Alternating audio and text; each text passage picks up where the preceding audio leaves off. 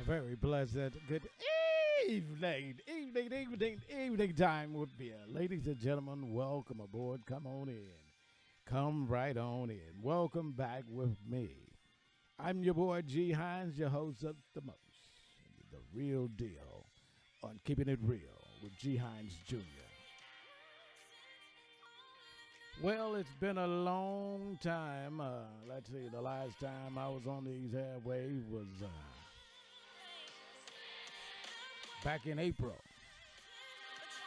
A lot of things have happened since then. We've lost a lot of loved ones here and there. There are still people that are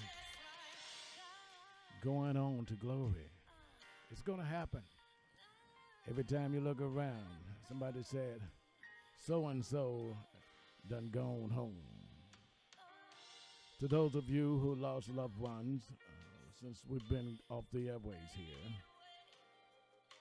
to those of you who've had heartaches and breakups, those of you who've made up, welcome aboard. Come on in. It's your boy G Hines Jr. on the Radio Podcast.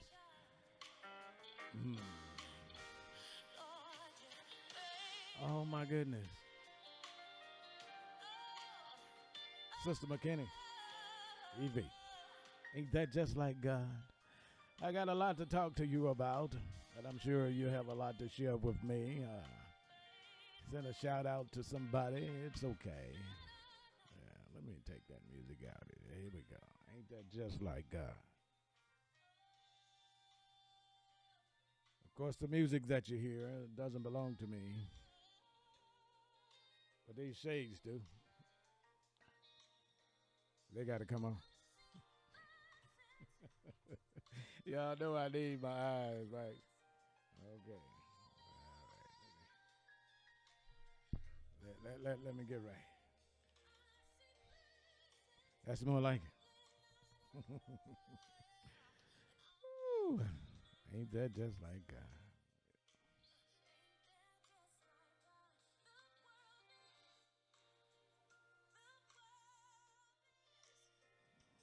Out of Memphis, Tennessee, I got a chance to check her, and I saw a thing on Facebook, and I was strolling on.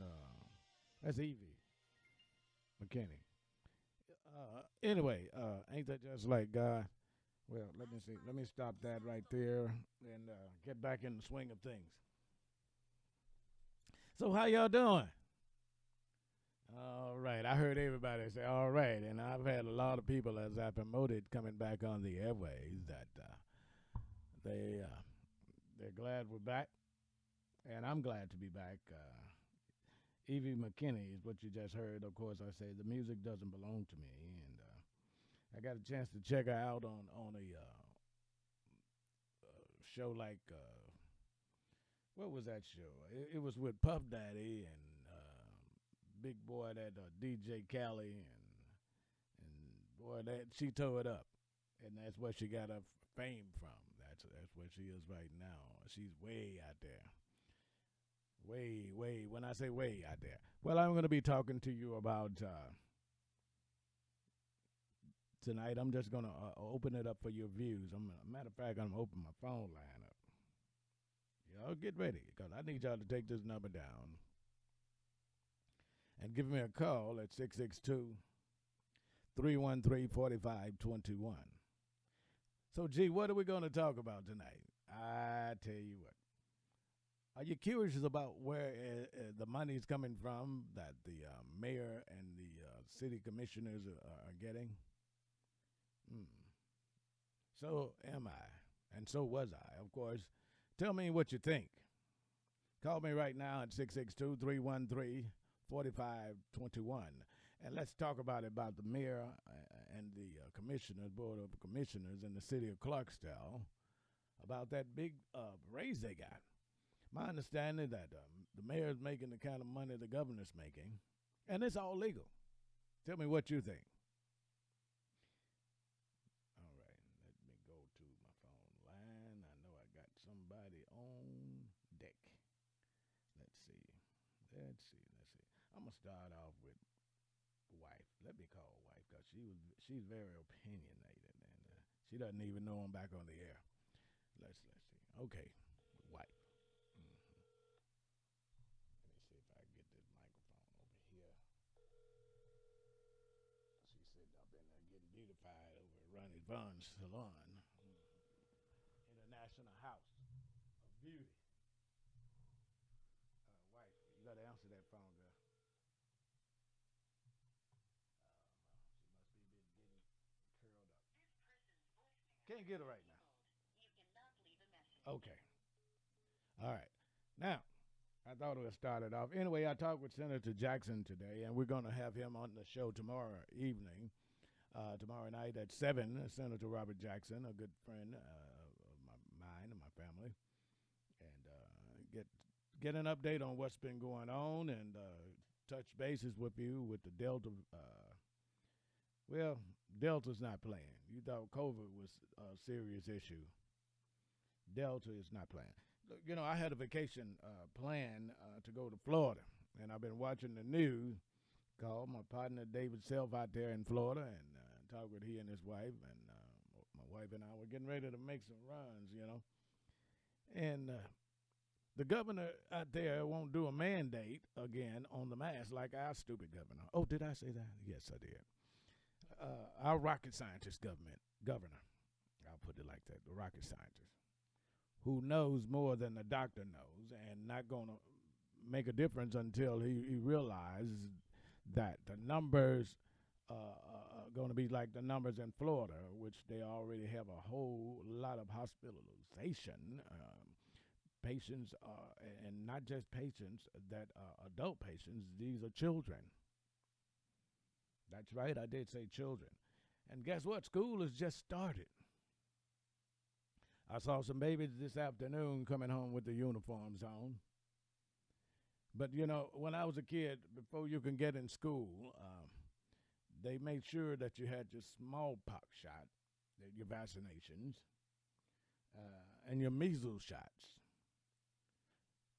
All a part of the vaccination situation.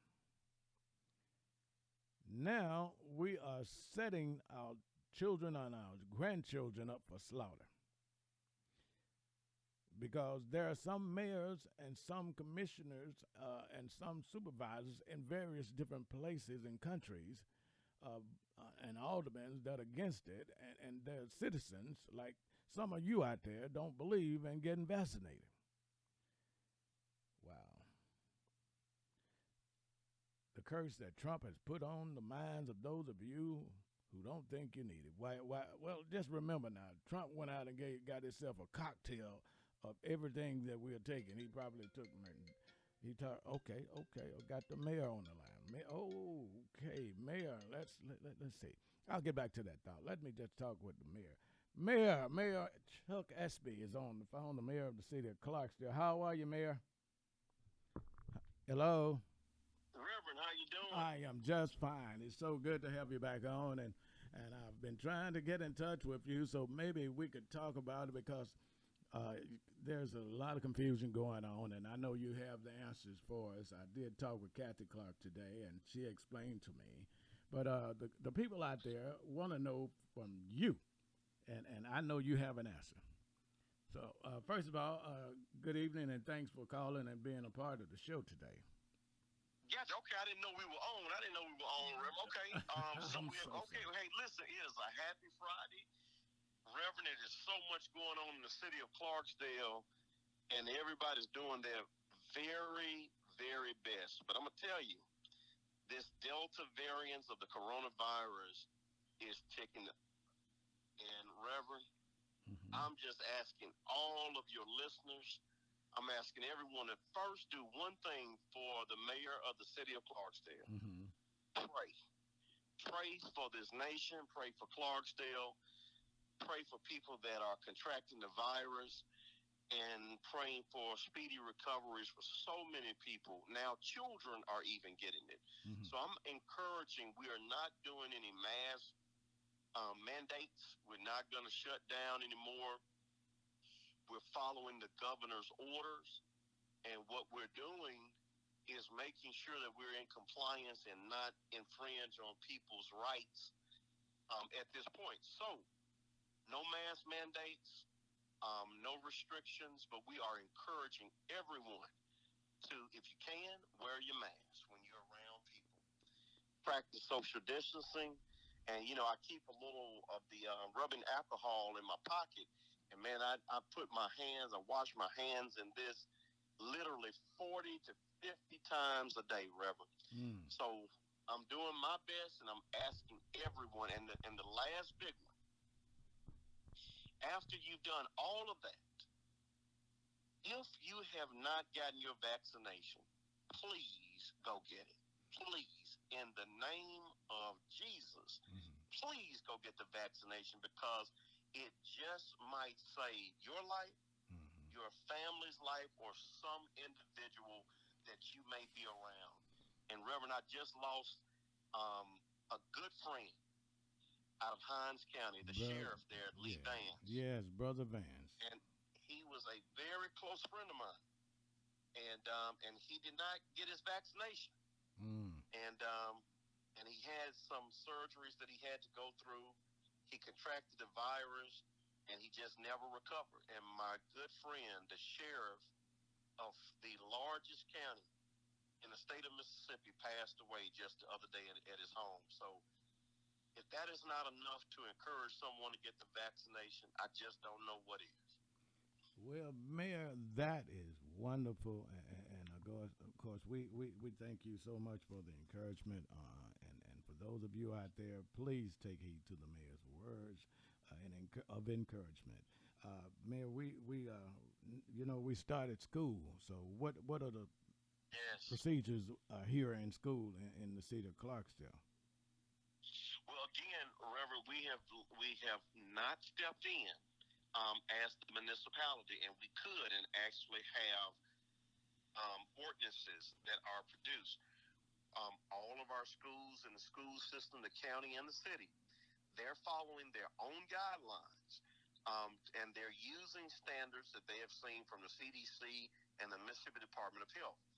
But at this time, the city of Clarksdale is not stepping in to interfere with the charter school, with the county school, nor the city school on enforcing any type of mandate. So every structure is independently contingent upon what the superintendent and the board comes up with. Okay, so have you met with the superintendent and the board of the city and the county schools and the charter school system? No, we have not. We have neglected, and we will not meet with those individuals at all about the Delta variants of the coronavirus. We don't want to interfere in their system or even give them any data that we have. There has been some additional lawsuits that have been going around the country. There are suits hitting in the state of Arkansas, and about mask mandates, what to do.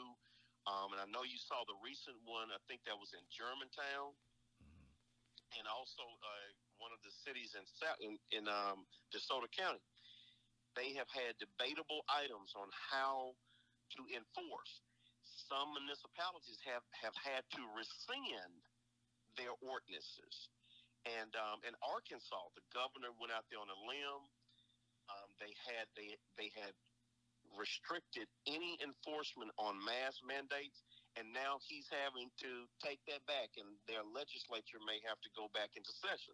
So I think Mississippi is doing the right things, letting it be individually, case by case, on how they want to proceed to protect their body the best that they can. All righty, Mayor. Thank you so much. But now let us get into the situation that you can talk about. People are wondering. I've had several calls, and in reference to the meeting that you all had, the board of commissioners and the mayor, and got that significant amount of money for a raise, and people have been asking me, where's that money coming from? And I talked with Kathy Clark today, and I want you to tell them where that money is coming from. Well, Reverend, pay raises are done individually, case by case, and but I would prefer to tell you and the audience about a disparity that is happening. Um, the best that I can tell you, if you want to just say, well, Chuck, at a glance, how do you make up for pay raises? Well, there have been a large number of disparities in the city of Clarksdale, but I'll just tell you the first one about how do you make in your budget to make sure that you can cover pay raises. Well, we had an IT individual that used to work for the city of Clarksdale in last year's budget. That particular individual's salary was $85,000, and I phased out IT. We farmed it out, and we only spent only about $5,000 for IT.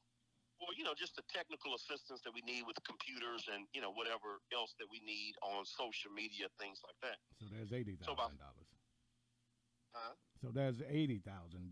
There you go. There you go, Reverend. You got it. You got it. And so for the mayor and commissioner, our salaries are really derived from us phasing that line item out of the budget. So technically, only about 84,000 is technically the pay raise. Some of the commissioners had retirement that they had already vested into, and they could not take the salary. One individual only took part of the salary. So if you add it all up from the mayor and commissioner, it only totaled up to be 84,000. So technically, the mayor and commissioner's pay raise, if you do the math, is only about a $4,000 difference. So that's how we made sure in our budget that we're able to do what we're doing. But I'd rather talk to you about the disparity. Go ahead. And the disparity is real in Coahoma County. When we had these type of pay raises that happened when we had other mayors, and I'm talking about white mayors, no one said one word, not one word, and business went on as usual. But the reserve fund under two white mayors plummeted.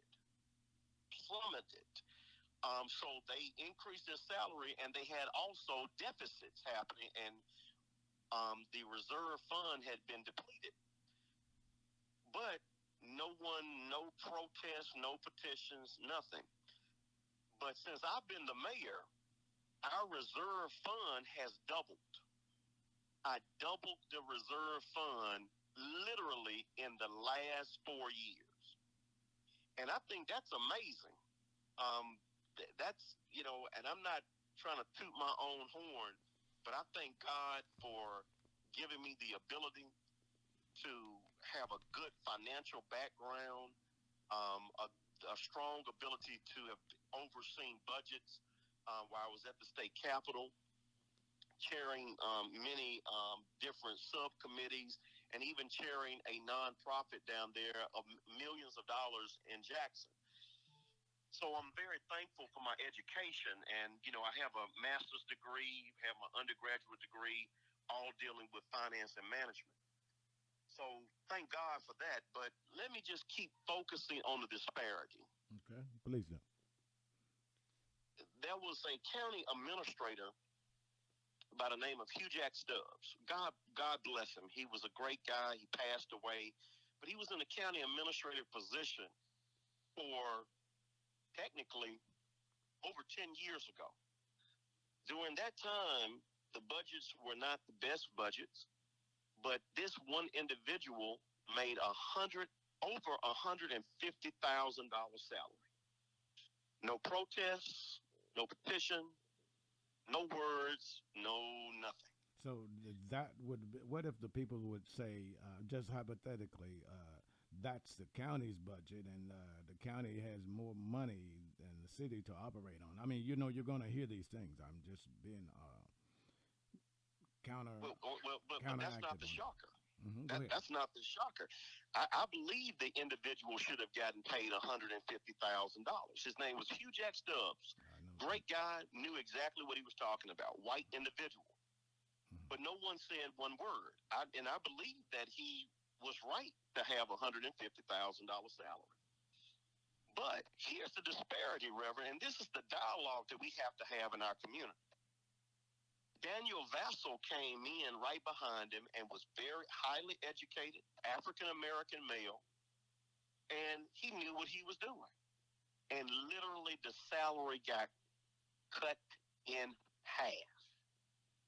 So why would a tenured African American salary be cut in half compared to the tenured white individual? It's unbelievable.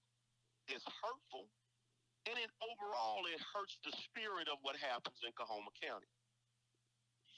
And again, I've had this conversation with several people at the county, but for some reason, Reverend, people believe or downplay African Americans' ability to lead, just like what they're doing to President Johnny Newsom right now. There was emails that were sent out, text messages from the former county administrator, the former county administrator, who was a white female, to white supervisors, actually making innuendos, disparaging Johnny Newsom's name, and basically talk about that he wasn't competent to handle the position. Now, keep in mind that we almost lost our hospital when the president of the Board of Supervisors was a white individual.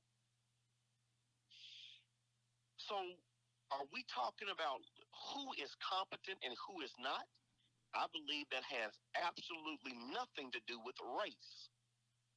I know that Johnny Newsom is more than competent, and he is handling the Board of Supervisors in a manner that we have never seen before. I'm very proud of what he's doing. But for someone to put in a text message and to question the level, the intellectual capacity, or the ability of an African American to lead is, in my definition, a racist. Well, I could tell you for a fact that that particular individual, probably some of those reasons that you've stated, is no longer with Coahoma County and not in that position. Let make that understood. Now been replaced by another female, which is African American.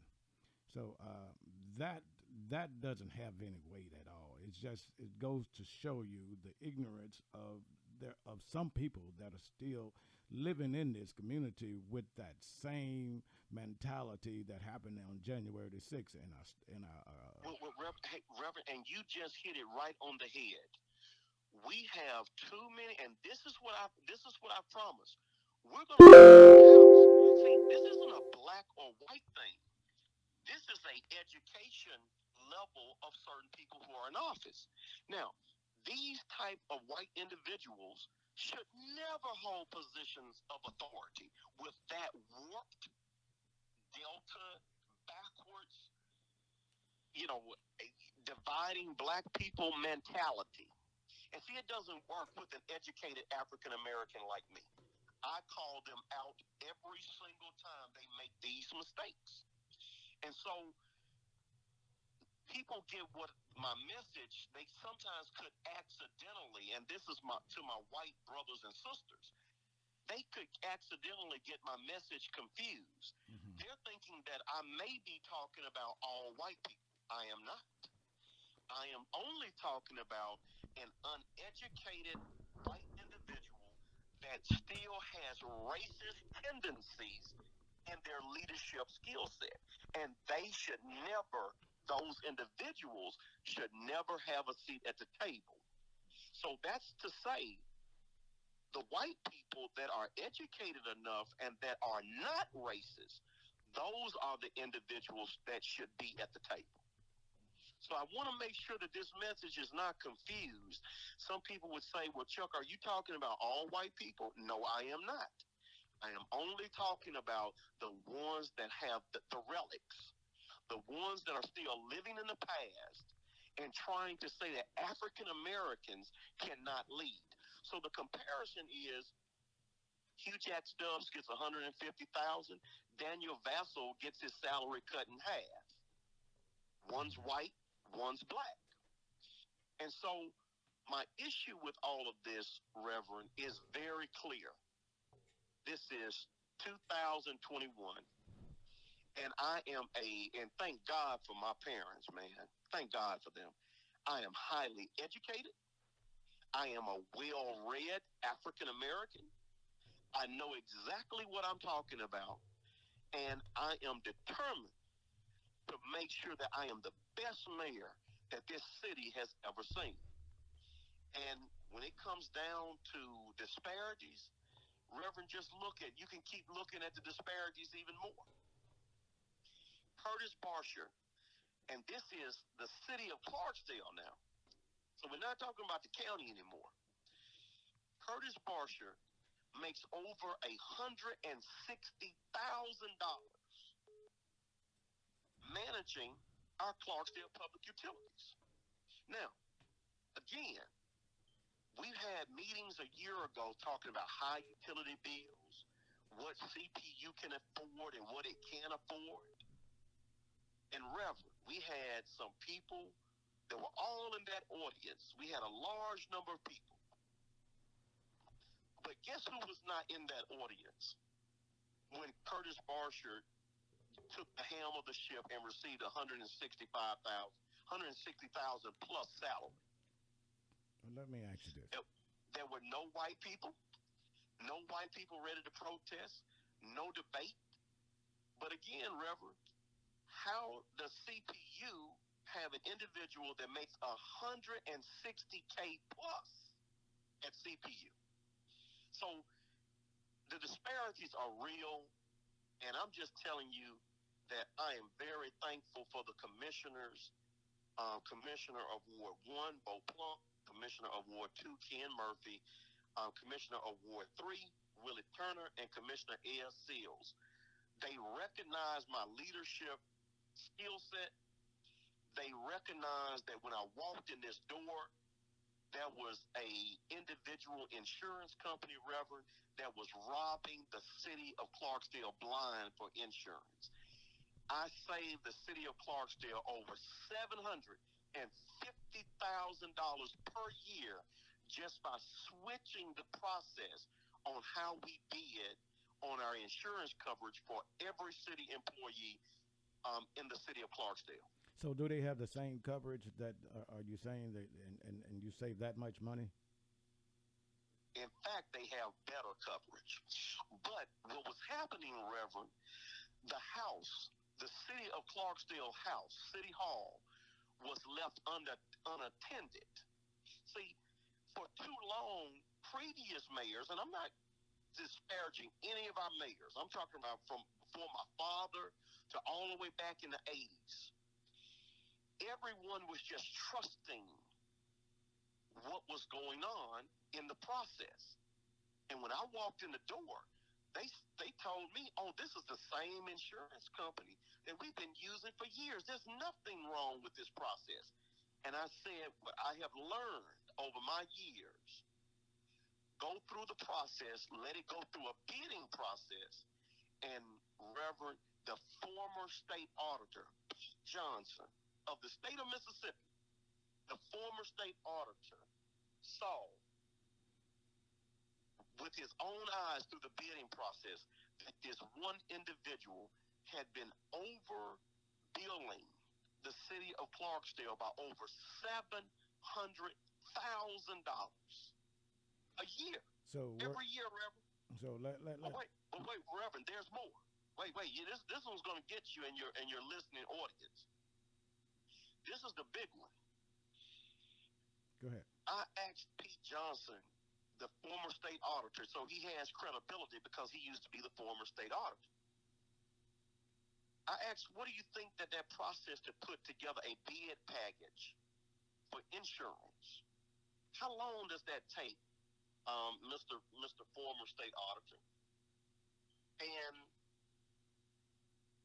he told me that this could take a 2-week process. Then I called another company. I said, how long does it take for you to put a bid together to submit? And I said, and is that all you do as an agent? They said, yes. Pete Johnson said maybe 2 weeks. This other person said 9 to 10 days. Mm-hmm. That one individual, Reverend, who was robbing the city of Clarksdale blind, I bet you can't guess what his 10 days worth of work commission was. I won't even think about trying to guess on that. Reverend, this is going to shock you and your audience. Go ahead. He was making over $300,000 in commission for just 10 days worth of work for the city of Clarksdale. And I put a stop to it. I said it will never happen again in this city. Okay. Now, I want to, because I had quite a few, those topics that you were brought up are very interesting, but the people are still trying, my phone is jumping right now because some of the questions they want to hear you say that this is a legal process that you've gone through, and I know for a fact that you wouldn't do this if it was not legal. You wouldn't go there. But my question is it legal? And was this planned before the election? Was this on the table? This raise? There have been several conversations, even 2 years ago, about making the salary increase. This discussion probably happened as early as 2018. And I wanted to make sure I had to analyze the numbers of what we could actually do and how to be fiscally responsible for what we could or couldn't do. So we did our analysts. We had a lot of our analysts come in, and we did some forensic accounting 4 years before I took office, which would go all the way back from 2013 to 2017. And then the clerk and I, through the help of some of our auditing firm, we went through the process and figured out what was actually possible.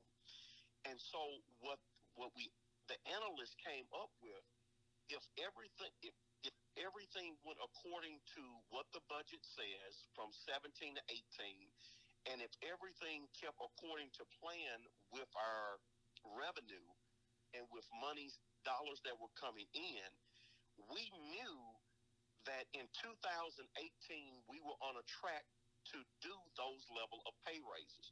So this had been, my goodness, this had been thought out from the analysts. I'm going to say early 2018, but we could not pull the trigger on this until 2021 because we were making sure that we were not only being responsible, but we knew what we could and couldn't do. So this doesn't happen. You don't make these type of decisions overnight. This was over more than a 3-year period. Analysts crunching the numbers for 8 years. And so that's how we derived at these numbers. And so, Reverend, I don't think that let me digress and answer your first question. Go ahead. I have watched certain white people, Reverend, and then that's why I say I have to say that, I have to preface that. That's very important. When African Americans get ready to make decisions, they try to say that that's not legal what they've done. Before I do anything, Reverend, I am flanked by legal counsel. I am flanked by outside legal counsel. And I'm also flanked by being a tenured lawmaker for over 16 years being at the state capitol to know what I can legally and what I cannot do. So I served on a committee that was the oversight committee to oversee governmental offices. They don't put you in that position if they don't think you're an ethical person. But what happens to some white people, some, and they may have some disparities in their life. Some of these individuals have held public office, and people literally rejected them. So they knew enough to garner support from people, but the people rejected them out of offices that they had held, two offices that they had held, and the people cast them out.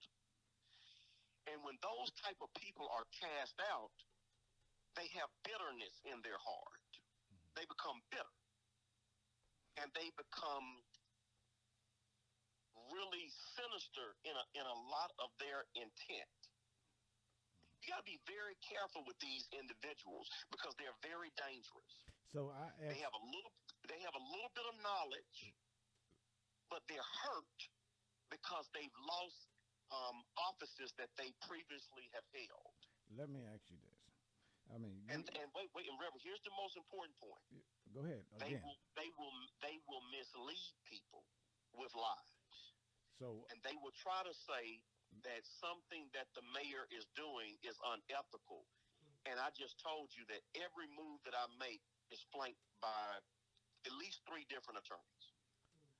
So, Mayor Espy, people are asking me, these are things that they're coming to me with now, and that it is my position to share it with the public and your response. Now, can the public come to this meeting? Are they invited? I talked with the clerk today, and she assured me that that was legal what's going on, and that I promise you there won't be any taxes raised. So can you make that commitment? What say ye about taxes, our property taxes?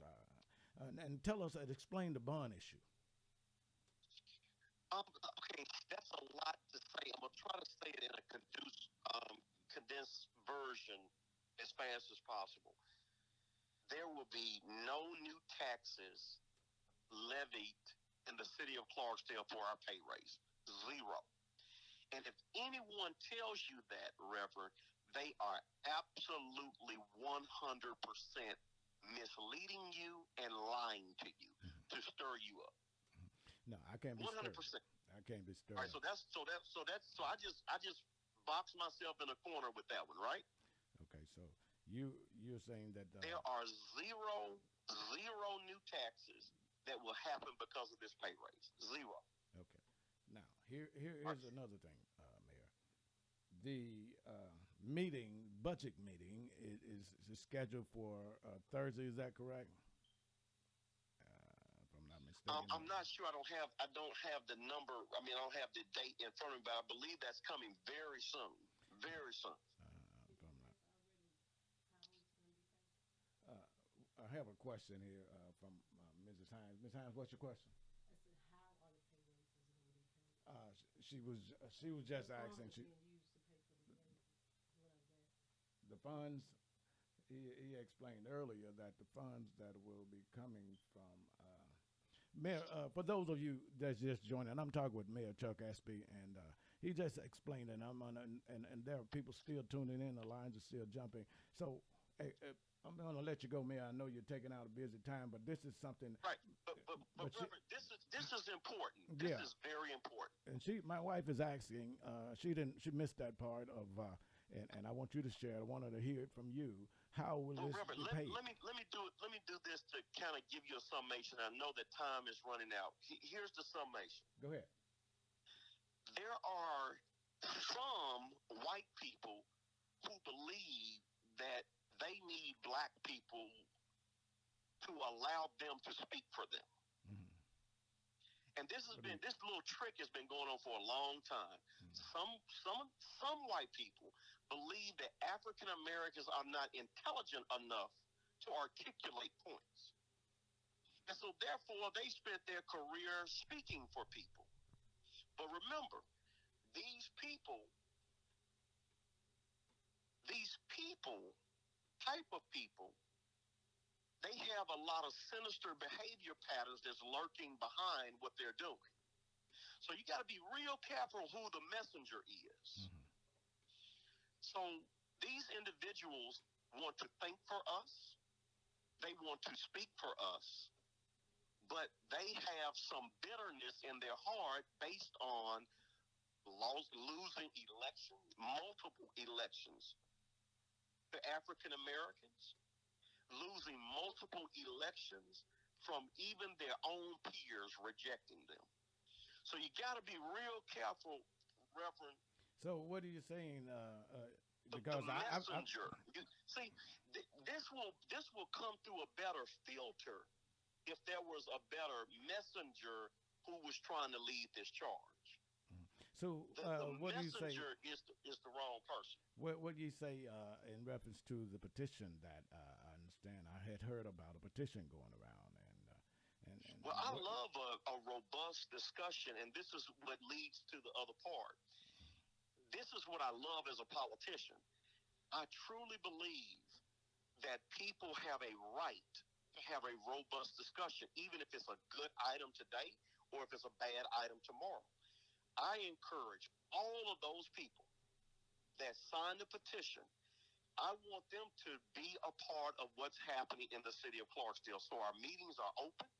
I need everyone to come down that want to participate in the process. But so, Reverend, let's not cherry pick. And I'm not talking about you. I'm just saying the people that want to be a part and to analyze what's happening under my leadership. This is what I need people to do. so that meeting is Thursday at 5:30 at City Hall downstairs, and There the, you go. the public I is need invited. people to come to that meeting, but I also need those same people to come on Crime Stoppers. I need those people to come on the cleanup committee and beautification committee. Those same people that are so passionate about the checks and balances of the city, but they need to be on the front line because I have a lot of constituents that are tired. They've been on the front line working their hearts out with Crime Stoppers, with cleanup committee, beautification. I need those same people that are just as passionate about the checks and balances of the city. I need those same citizens to come for the good causes and the bad causes, all in the same breath. I'm going to step over here and get this question from Mrs. Hines. Ms. Hines had a question. I just asked where are the funds coming from to support the pay raises. I might have missed that. I just got here. I got you. Ms. Hines, yeah, we kind of talked about it at the top of the segment when I got on. And I know we've been on for like 30, I'm looking at the phone, maybe over 30 minutes. Okay, well, I'll go back and check that, watch the video. But what about jobs for the city? Right now we're factory jobs. Yeah, we've had over a record number of new jobs in the city of Clarksdale, more than we've ever seen in the last 20 years. And we're getting ready to make some additional announcements coming up soon. But Sister Hines, I need you to know that those are important, but I don't want to get distracted from what has happened. I have had several people, Ms. Hines, and it's just so unfortunate. I have had certain individuals to try to intentionally sabotage new dollars coming into the city of Clarksdale for a sports complex. I have had, and I'm talking about this can be corroborated from John Livingston and Terry Smith, that even with this thing, with this precious grocery store that everybody wanted, yeah, I have literally watched three individuals sabotage a grocery store come into this city because they were so eager to say that we don't want it to happen under Chuck Espy's administration.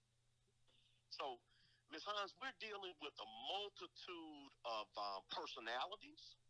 We're dealing with a lot of racial tensions. And we're going to continue to make our strides because we've been hitting the mark and we've done more than probably any administration that this city has ever seen. But I'm not going to stop. Those people that had sinister intent, they have only encouraged me. And those people that have been on my side, those people have prayed for me at night.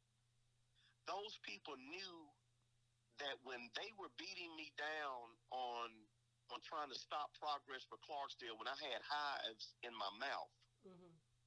from trying to overcome, I had people praying for me, encouraging me, and those are the people that I listen to.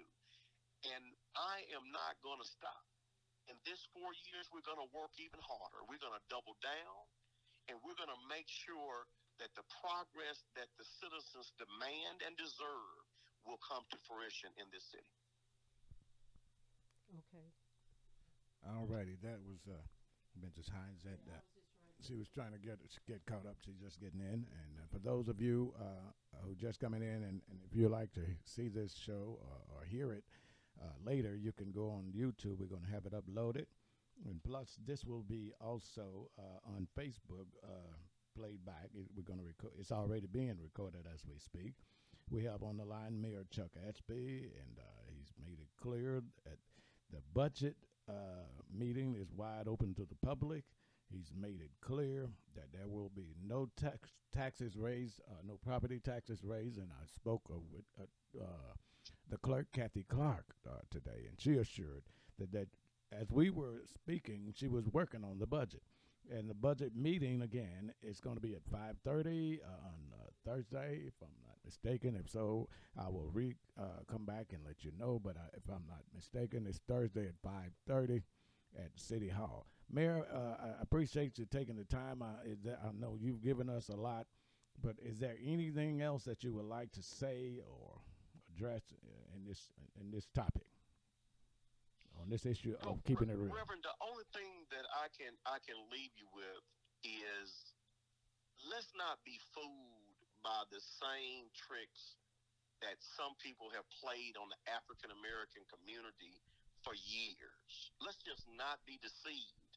And what I want to, I guess the two takeaway points: this city is thriving.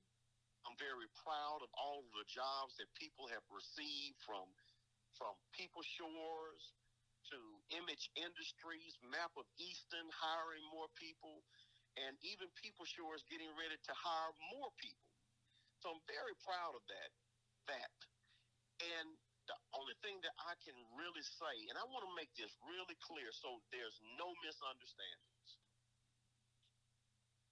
I have a lot of white friends, and I want people to know that the white community is welcome in this administration. They have a seat at the table, and Reverend, I am not going to beg, because I've seen too many issues that have happened, and it's come out of the white community. But I know that just like in the black community, not all black people are good, not all black people are bad. And I know that in the white community, that not all white people are good and not all white people are bad. I am asking for my white brothers and sisters to come to the table and help the city of Clarksdale and not hurt it. So in essence, what you're asking for is unity in the city of Clarksdale. That's right, Reverend. Well, ladies and gentlemen, I want to thank you all for your time, for taking out the time. You too, Mayor, especially you, and for calling in, because been trying to get in touch with you all week long, and I knew once I got on this microphone that we were going to have to address these issues. And thank you. You've given us, enlightened us much, much more than what we knew earlier. So thank you again for that, and thank you, and ladies and gentlemen, again, that you are welcome to the meeting on Thursday at 5:30, and you're welcome to say whatever question that you might have for the budget. That's wide open to the city. I mean, it's public record, a matter of public record. So you guys get on out there to the budget meeting, and you'll find out everything you need to know, what the budget looks like. You have another question, Mrs. Hine? No, I'm just listening. I don't have the answer to my question, so I'm just waiting for the person. Okay, sure. I'll give it to you.